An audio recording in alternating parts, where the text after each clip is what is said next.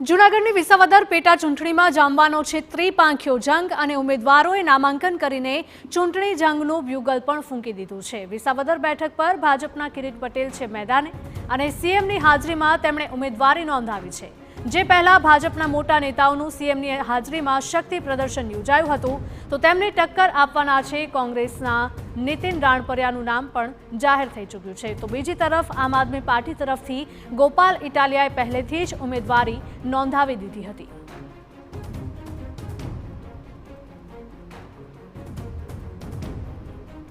તો ફોર્મ ભરવાના દ્રશ્યો સામે આવી રહ્યા છે। વિસાવદરમાં ભાજપના ઉમેદવારે નામાંકન ભર્યું છે। સીએમની હાજરીમાં કિરીટ પટેલે ઉમેદવારી નોંધાવી છે। સીએમ પણ ત્યાં પહોંચી ગયા હતા અને આજે ઉમેદવારી ફોર્મ ભરાવાનું હતું તેને લઈને જ ખાસ તેઓએ મુલાકાત કરી હતી। ઉમેદવારી પહેલા ભાજપે શક્તિ પ્રદર્શન પણ કર્યું। તો જૂનાગઢની વિસાવદર પેટા ચૂંટણીમાં ત્રિપાંખ્યો જંગ જામશે અને ઉમેદવારોએ નામાંકન કરીને ચૂંટણી જંગનું બ્યુગલ પણ ફૂંકી દીધું છે। વિસાવદર બેઠક પર ભાજપના કિરીટ પટેલ મેદાને ઉતર્યા છે અને સીએમની હાજરીમાં તેમણે ઉમેદવારી નોંધાવી હતી। જે પહેલા ભાજપના મોટા નેતાઓનું સીએમની હાજરીમાં શક્તિ પ્રદર્શન પણ યોજાયું હતું તો તેમને ટક્કર આપવાના છે કોંગ્રેસના નીતિન રાણપરિયા। તો બીજી તરફ આમ આદમી પાર્ટી તરફથી ગોપાલ ઇટાલિયાએ પહેલેથી જ ઉમેદવારી નોંધાવી દીધી હતી। તો વિસાવદરના આ દ્રશ્યો છે। ભાજપને જીતનો ભરોસો છે અને તેને લઈને જ ભાજપે અહીંયા શક્તિ પ્રદર્શન કર્યું હતું, રેલી પણ કાઢી હતી જેમાં મોટી સંખ્યામાં ભારતીય જનતા પાર્ટીના કાર્યકરો પણ જોડાયા હતા। જૂનાગઢની વિસાવદરની બેઠક કે જ્યાં પેટા ચૂંટણી યોજાવાની છે જેમાં ત્રિપાંખ્યો જંગ જામશે અને ઉમેદવારોએ નામાંકન કરીને ચૂંટણીનું જંગનું બ્યુગલ ફૂંકી દીધું છે। વિસાવદર બેઠક પર ભાજપના કિરીટ પટેલને મેદાને ઉતારવામાં આવ્યા છે તો સીએમની હાજરીમાં તેમણે ઉમેદવારી નોંધાવી હતી। જે પહેલા ભાજપના મોટા નેતાઓનું સીએમની હાજરીમાં શક્તિ પ્રદર્શન પણ યોજાયું હતું તો તેમને ટક્કર આપવાના છે કોંગ્રેસના નીતિન રાણપરિયા।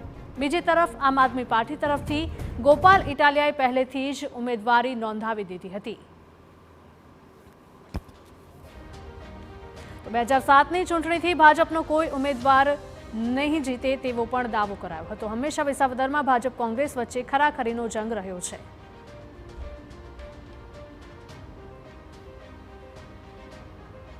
2023માં ભાયાણી આપ છોડીને ભાજપમાં જોડાઈ ગયા હતા। આપે પહેલેથી જ ગોપાલ ઇટાલિયાને ઉમેદવાર બનાવ્યા છે।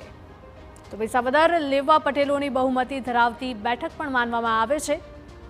વિસાવદરમાં 60% જેટલી વસ્તી પાટીદારની હોવાનું મત છે। આ સાથે જ 95%થી પણ વધારે મતદારો ખેતી સાથે સંકળાયેલા છે, જેથી વિસાવદરની બેઠક લાંબા સમયથી ભાજપનો ગઢ પણ મનાતી રહી હતી। 2007ની ચૂંટણીથી ભાજપને કોઈ જ ઉમેદવાર જીતી શક્યા નથી। હવે ભાજપને મોટી આશા છે। હંમેશા વિસાવદરમાં ભાજપ કોંગ્રેસ વચ્ચે ખરાખરીનો ખેલ જ રહ્યો છે। 2022માં આપની ટિકિટથી ભરવાના છેલ્લા દિવસે ગુજરાત સરકારના માનનીય મુખ્યમંત્રી શ્રી ભૂપેન્દ્રભાઈ પટેલ સાહેબની ઉપસ્થિતિમાં અને અન્ય કેબિનેટ મંત્રીશ્રીઓ, અમારા લોકપ્રિય નેતા ધારાસભ્ય શ્રી ભાઈ શ્રી જયેશભાઈ રાદડિયા અને સાંસદ શ્રી રાજેશભાઈ ચુડાસમાની ઉપસ્થિતિમાં 87 વિસાવદર વિધાનસભાની પેટા ચૂંટણી માટે મેં ભારતીય જનતા પાર્ટી તરફથી ઉમેદવારી પત્ર આજે ભર્યું છે।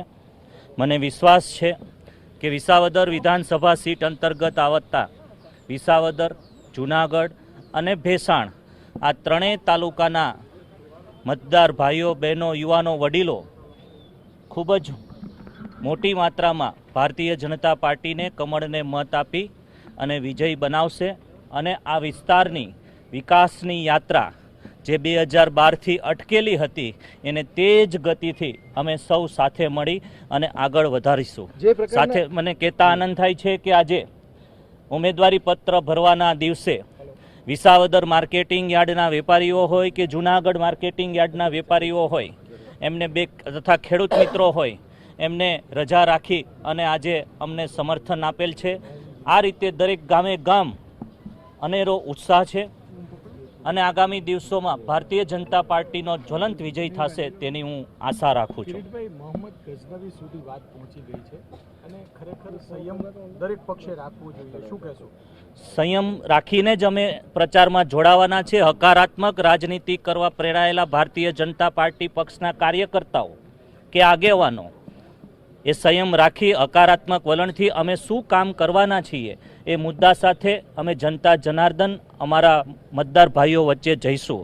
મારે કહેતા દુઃખ થાય છે કે રાજનીતિમાં શબ્દોની મર્યાદા ઓળંગીને આમ આદમી પાર્ટીના કાર્યકર્તાઓ નેતાઓએ જે ભારતીય જનતા પાર્ટીના કાર્યકર્તાઓની અપમાન કર્યું છે એ અપમાન અમે શબ્દોથી નહીં પરંતુ મતથી એનો જવાબ અમે આપીશું. કિરીટભાઈ, 2012થી આપ જ જણાવ્યું કે વનવાસમાં છે ભારતીય જનતા પાર્ટી. હવે કયા એવા મુદ્દાઓ છે કે જેને લઈને પ્રજા ભાજપને મત આપે? કોઈને કોઈ કારણસર અમે આ સીટ જીતી નથી શક્યા, પરંતુ અમે વિકાસ અને કાર્યકર્તાઓ ભારતીય જનતા પાર્ટીના તમામ લોકોએ અમારા મત વિસ્તારના ગામોના લોકોના કામ કરવા માટેની કોશિશ કરી છે. આજે જિલ્લા પંચાયતના સભ્યો ભારતીય જનતા પાર્ટીના સિમ્બોલ ઉપર ચૂંટાયેલા છે. 3 તાલુકા પંચાયતમાં ભારતીય જનતા પાર્ટીનું શાસન છે. 3 એપીએમસીમાં ભારતીય જનતા પાર્ટીનું શાસન છે. અને ભારતીય જનતા પાર્ટીના કાર્યકર્તાઓ આગામી 15 દિવસ સુધી કિરીટ પટેલ નહીં પરંતુ એક કાર્યકર્તા પોતે ધારાસભ્ય સમજી અને આગામી દિવસોમાં ચૂંટણીના મેદાનમાં ઉતરશે.